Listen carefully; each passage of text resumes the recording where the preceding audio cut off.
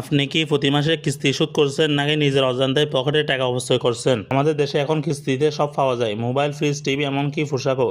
0% EMI শুনলে মনে হয় বিশাল সুবিধা পাচ্ছি, পকেট থেকে তো বাড়তি টাকা যাচ্ছে না। কিন্তু একটু ঠান্ডা মাথায় হিসাব করলে আসল সত্যটা বেরিয়ে আসে।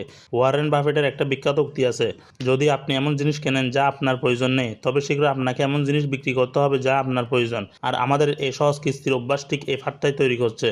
ধরুন আপনি একটা মোবাইল কিনলেন 30,000 টাকায়, 12 মাসের ইএমআইতে প্রতি মাসে দিচ্ছেন 2800 টাকা। 12 মাস পরে মোট দিলেন 33,600 টাকা, সাথে প্রসেসিং ফি, ইন্স্যুরেন্স, কখন হিডেন চার্জ মিলিয়ে আসলো খরচ হয়তো 35,000 ছাড়িয়ে গেছে। কিন্তু এখনো সবচেয়ে বড় যে ক্ষতিটা হচ্ছে সেটা হলো অপরচুনিটি কস্ট। ওই 2800 টাকা যদি আপনি প্রতি মাসে কোনো সেভিং ইনস্ট্রুমেন্টে রাখতেন, তাহলে 12 মাসে আপনার হাতে একটু বাড়তি টাকা থাকতো। ইএমআই সেই সুযোগটা নিয়ে নিচ্ছে। ইএমআই খারাপ না, কিন্তু ইএমআই নেওয়ার আগে সম্পূর্ণ হিসাবটা কষুন। শুধু মাসিক কিস্তি দেখে সিদ্ধান্ত নেবেন না।